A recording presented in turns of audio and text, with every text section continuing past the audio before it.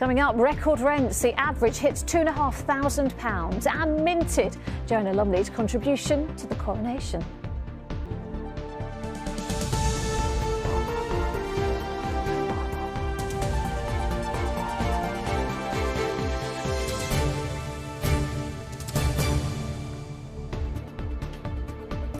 Tonight, is the Met failing to spot serial killers like Stephen Port?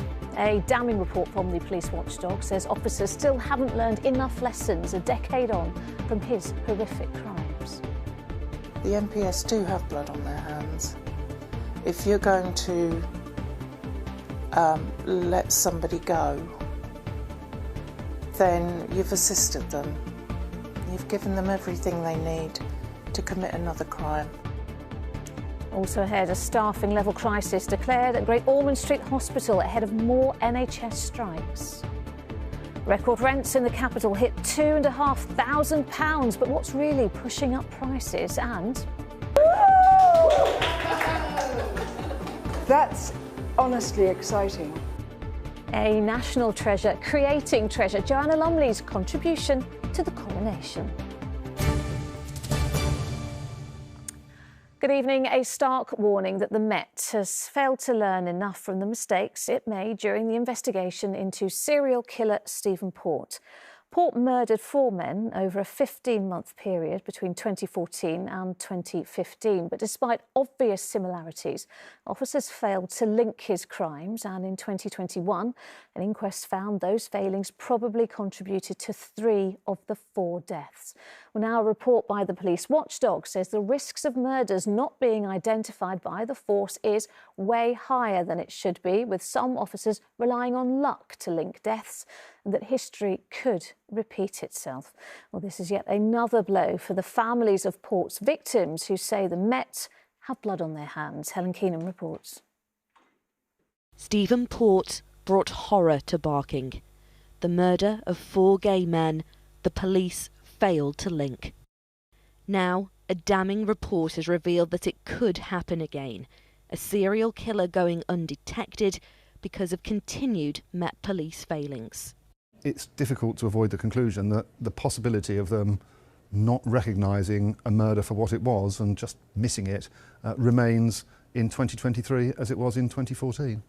The report was triggered by failings that let the murderer go free, and it warned that 8 years on, history could repeat itself. The lack of professional competence, the lack of expertise and lack of supervision in the Met now when dealing with an unexpected death, I think it's more than probable that there have been some homicides that they've missed. Now, whether there's a serial killer, we just don't know. Daniel Whitworth was the 3rd young man to be given a fatal dose of the date rape drug by Port. His family told us today they don't believe the report will lead to widespread change. I don't have any faith in it.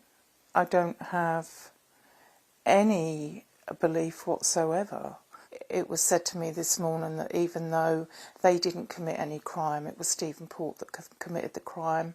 I disagreed with that somewhat because they have got blood on their hands. The MPS do have blood on their hands. If you're going to let somebody go, then you've assisted them. You've given them everything they need to commit another crime, and then another crime. And the sisters of Port's last victim, Jack Taylor, worry the Met are still putting lives at risk. They've not done anything to prevent it from ever happening again because they didn't take our situation serious. They never have, and they're still not today. And if you've still got officers with that mindset working in the force, still to this day, regardless of rank, it's going to happen again. The report found the Met's flawed handling of the Port case could be explained by poor training of inexperienced staff, unacceptable record keeping, and confusing policy and guidance, which makes it difficult for officers to link deaths. HMIC said that several officers told them that linking deaths at a local level frankly relied on luck, and there was no formal process to spot similarities in linked deaths. There is no pan-London approach to understanding or mapping deaths across the capital. We have made some progress, but it's clearly not enough. And I'm so disappointed to see that inspectors have found that that progress does not go far enough, and it is not yet good enough for our communities. We must improve, and we are determined to do so. The watchdog has made 20 recommendations for the Met at a time when public confidence in their policing is worryingly low. Helen Keenan, ITV News. Well, joining me now is former Met Police Detective Superintendent Shabnam Chowdhury. Thank you so much for coming in to talk to us again. Mistakes in the handling of an investigation into Stephen Port's crimes. Yet another scandal to hit the Met, and now this damning report. We've seen in Helen's report as well, this is just another blow to the families of Port's victims, isn't it? Utterly disappointing and really sad that 3 of those 4 victims really should never ever have happened, and it was because of the failure of the basic investigations of police officers. You know, what I would say is that it's really unfortunate. This is about the leadership failing the front line of officers, lack of supervision, lack of direction, lack of training for those officers in basics of police officers on the front line regularly will go to sudden deaths or to death scenes, and they should have the basic investigative capability to be able to look at a crime and think, hang on, something's not wrong, you know, right here. But Shannon, what's really worrying about this? And the Met have responded. They've said, you know, they are committed to the raft of measures from this report, this police watchdog report. I think 20 recommendations we heard. But you know, we knew of these failings because it was highlighted in the inquest back in 2021. We're now 2023, and we're still hearing that not enough improvements have been made. That potentially we could see another serial killer like Stephen Port, again getting away with it and more victims as well. Well, let's be clear, the Met only became, you know, are committed because of the fact that a high-profile coroner's inquiry, the HMIC insisted that they actually take action. It's the 20 recommendations that have now come out of this, that they're now realising that they have to be committed. All recommendations were already made, and yes, they did make some inroads, but not enough inroads.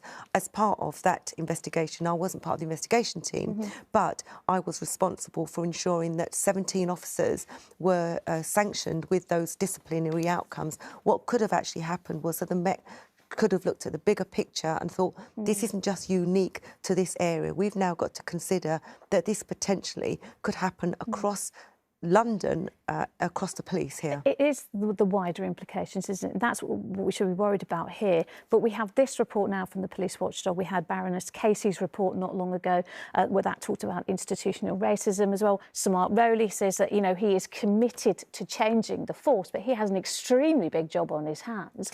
Where would you begin? Well, I think I'd begin by acknowledging the fact that the Metropolitan Police is institutionally racist, misogynistic and homophobic. And the fact is he hasn't recognised that. And until he recognises that and draws a line under it, he can then move in. He's got to rebuild trust of Londoners. And in order to rebuild trust of Londoners, he's got to acknowledge the findings within the Casey review, now within the HMIC, findings from Stephen Port's murders for those 4 victims of the LGBT community. All right, Shabnam Chowdhury, thank you very much for coming to talk to us. Thank you. Next tonight, Great Ormond Street Hospital has declared an incident over staffing levels ahead of this weekend's nurses' strike. Bosses say they have no choice in choosing to do so because they need to protect their patients. Well, Daniel Henry is outside the hospital tonight. And Daniel, what more can you tell us? Well, it's been a very frantic afternoon here for bosses at Great Ormond Street Hospital. Just after 1 o'clock, they released a statement from their chief executive in which he said, "These children have got no voice in the debate. We must protect them. We urgently need safety exemptions for our intensive care units and other areas of the hospital." And that's the point when he declared what's called a business critical incident, talking about the safety of staff levels here, concerned that there wouldn't be enough people on the wards to take care of the sick children who come through these doors week after week. By the time I caught up with him this afternoon, it sounded as though there had been a tentative compromise reached between Great Ormond Street Hospital and the Royal College of Nurses. We were really fearful that actually we had not got the staffing numbers needed in order to be able to look after patients in the way that we wanted to. Literally this afternoon, the RCN have issued a statement which seemingly would suggest they will consider derogations or safety mitigations in order to give us more staff over the weekend, and so we can approach our staff to come back in. When you come into the hospital, it may be a slightly different setup to maybe what you're used to if you've been here before, in terms of who sees you and treats you, in terms of the combination of doctors and pharmacists and physios, etc. But we will be open and we will be safe on Sunday, pending the detailing of the RCN derogations and the safety mitigations, which we will look at this afternoon and tomorrow. So, the RCN today, they were saying that nurses are intensifying their action because the strike so far has not produced a good enough result from the ministers. Too valuable to strike, but not valued enough to be paid fairly. The issues that have driven them to strike still seem intractable, and it seems as though those long-term solutions have still not been reached, leaving families and children caught in the middle. All right, Daniel at Great Ormond Street Hospital, thank you. 88-year-old Josephine Smith was at home when two teenagers decided to put a firework through her letterbox in Harold Hill. It was a dare that cost her life. It was carried out by 19-year-old Kai Cooper and a 17-year-old accomplice who can't be named for legal reasons. Today, the pair were sentenced to a total of more than 10 years. Well, Josephine's family say justice has finally been served. A warning, Kath Opata's report contains footage from the incident. They went out with violence and mischief in mind. Kai Cooper and his then 15-year-old accomplice shooting fireworks at members of the public. Shortly after, they made their way to Station Road, where Kai dared the younger boy to place a firework in someone's house. He did. 2 explosions later, and the house caught fire. Asleep inside was 88-year-old Josephine Smith, a pensioner, mother and grandma. Hours later, she had died from smoke inhalation. Today in court, both boys learned the consequences of their actions. Kai Cooper sentenced to 8.5 years in prison and 3 years and 8 months for the younger assailant. There were a few unexpected moments in court today. Kai Cooper handed a letter to the judge in which he expressed his remorse for what happened. However, his family said that was simply a last-ditch effort to get his sentence reduced. And as the judge passed that sentence of 8.5 years, 6 of which will be served in prison, there was a clap and a gasp from Josephine Smith's son. Are you happy with today's results? Yeah, I think it was a good result. I think it was more or less what we anticipated. Our friend there anticipated with us. We thought maybe 7 years and 3.5 years, and to get 8.5 years and 3 years, 8 months, I think that was... That's excellent. Yeah, I think it was an excellent result. I think. Losing Josephine was an ordeal this family have struggled to come to terms with. But possibly even harder is forgiving the boys responsible for her death. The younger lad was remorseful, and when we've seen him all the way through, he was genuinely remorseful. I think he's a completely different person that was led by Cooper, and I think there might be hope for him in the future. Let's hope there is, but Cooper seems to me like the lost cause. Whether it was 8 years or 88, the sad reality is that no sentence can change what happened. But tonight, her family raised a glass in honour of a pensioner, mother and grandma. Kath Opata, ITV News, Old Bailey. On to other news now, and an outbreak of the superbug MRSA has been identified at Queen's Hospital in Romford. Several patients were found to have the bacteria on their skin during routine testing by the hospital. MRSA is resistant to many antibiotics and is highly infectious, but the hospitals say they are following strict isolation guidelines. Kentish Town Tube Station will close for a year this summer for restoration work. TfL say the escalators are the most unreliable on the network and will be updated with the same ones that are used on the Elizabeth line. Well, Kentish Town Thameslink Station will stay open for the duration of the work. And new research shows that nearly half of those sleeping rough in London so far this year are on the streets for the first time. Figures released by the Combined Homelessness and Information Network show that between January and March, more than 3,000 people were sleeping rough across the capital. That is 15% more than last year. Homeless charities have called on the government to provide more housing for those who need help. Well, a shortage of housing is also one of the reasons why rents in the capital are going up. And news today that for the first time ever, the average cost of renting in London has hit more than £2,500 a month. Well, that eye-watering amount is double the average for renters in other parts of the UK. Andrew Misra is at King's Cross tonight. And Andrew, for an increasing number of Londoners now, rental prices are just out of their reach.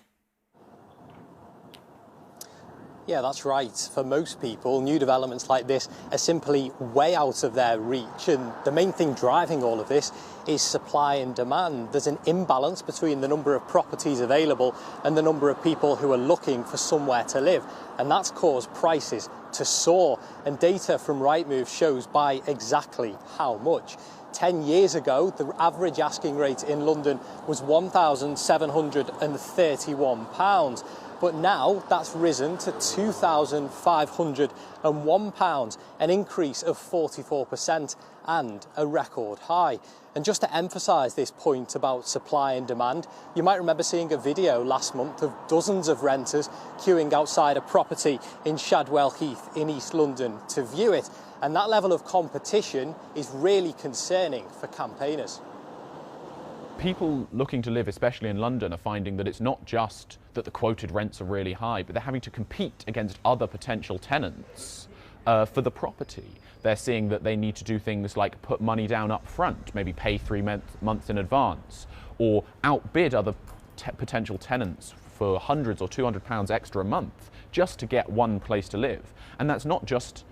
And what that shows is it's not just rents being super high, it's that there simply aren't enough places. So the competition is really fierce.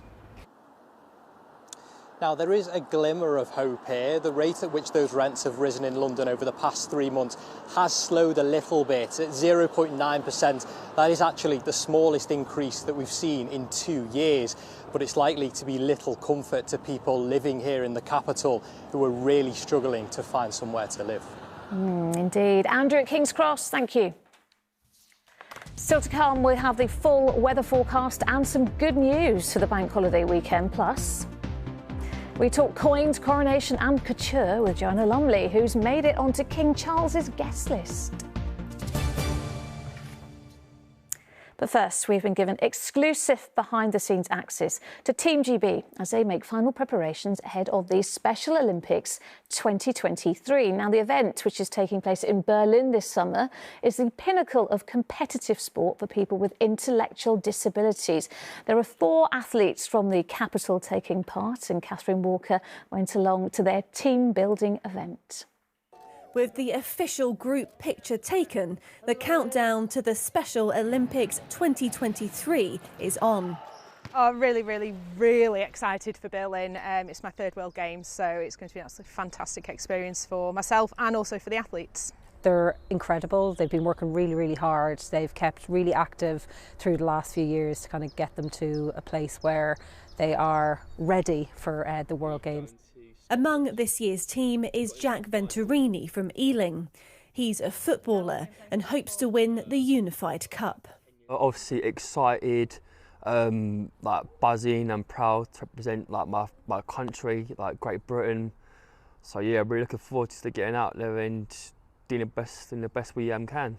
This year, 82 athletes have been selected to represent Special Olympics Team GB.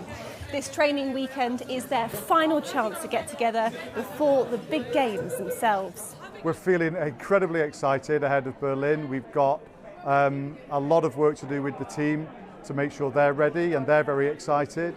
But it's an amazing event. You know, everybody's seen people competing at the Olympics and the Paralympics, and for these guys and for us, this is just the same. To take part in the Special Olympics, athletes must have an intellectual disability, and that means there's extra preparations, including classes on travelling abroad and staying safe. For a lot of the athletes, it might be the first time they've actually been away from home, from that home environment. So these weekends are important because we can actually just gradually get them used to being away from that family network and in a completely different environment for potentially 2 weeks away from the family. And what a 2 weeks it will be.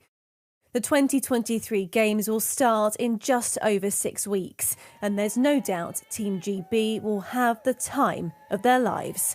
Catherine Walker, ITV News. Talking of sport, it's been the home of English football and hosted some of the biggest names in music for millions of people from across the globe. But today, Wembley Stadium hits a huge milestone as it celebrates exactly 100 years since it first opened its doors for the FA Cup final in 1923. Well, Antoine Allen has been looking back at its remarkable history. Happy 100th birthday, Wembley Stadium.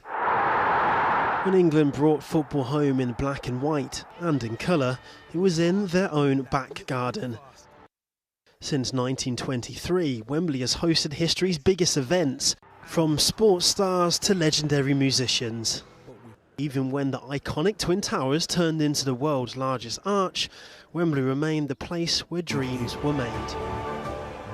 Lionesses Euros winner Chloe Kelly and England striker Raheem Sterling were both kids living near the stadium, but now as adults, each time they walk into the changing room, their dreams become reality. Wembley, or shall I say home, happy 100th birthday.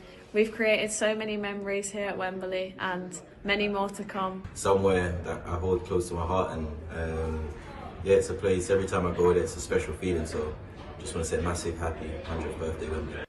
Throughout the decades, Londoners have wrote their name in history at Wembley.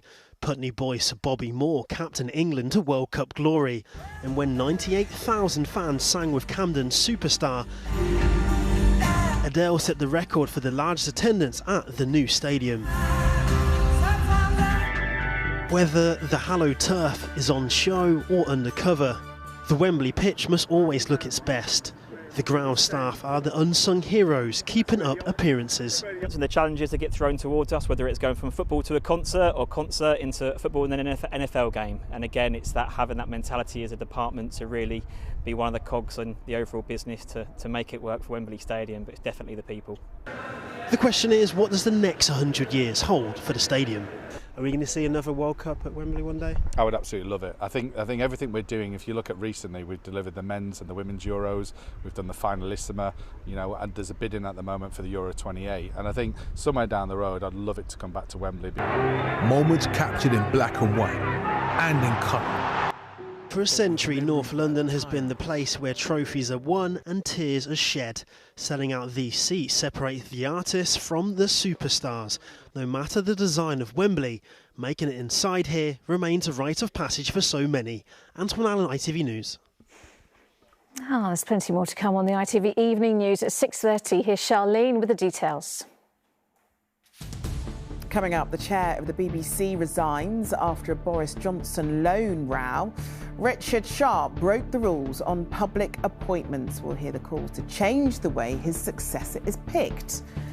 New guidance for those who suffer suspected concussion, why grassroots athletes will be told to sit it out for 3 weeks. Plus, leaving no stone unturned, the complex operation to keep up an ancient coronation tradition. Join us for those stories and more from 6:30.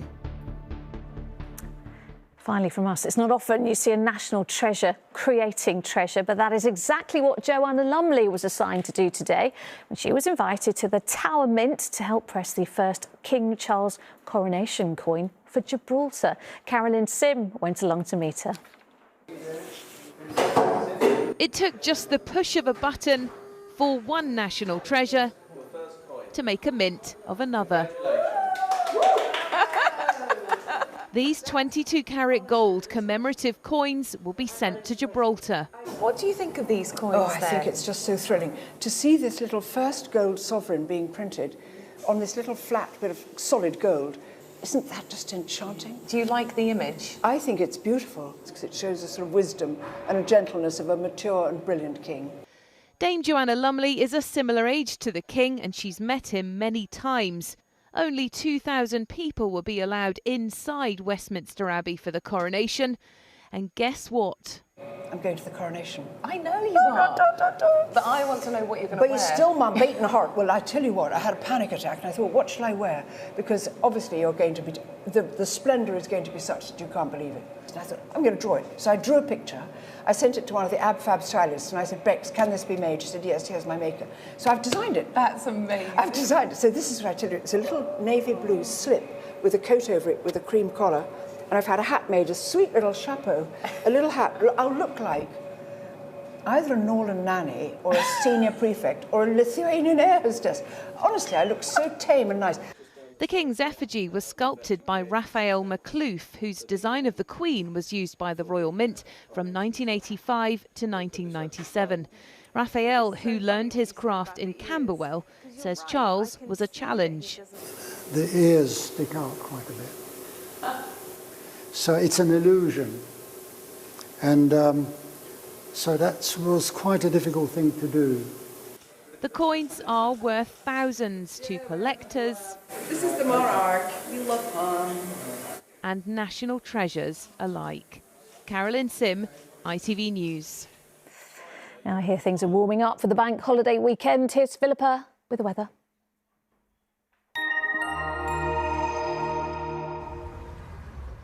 Feels like home, whatever the weather. Valent Boilers and Heat Pumps sponsors ITV London Weekend Weather. Hello again. Well, despite a rather cloudy start to the day, things have brightened up nicely. And as we head through the long weekend, we can look forward to more in the way of warm sunshine. In fact, feeling noticeably warmer than it has done of late. But we will have a few showers to contend with from time to time. And this is why. So high pressure generally dominating through the weekend.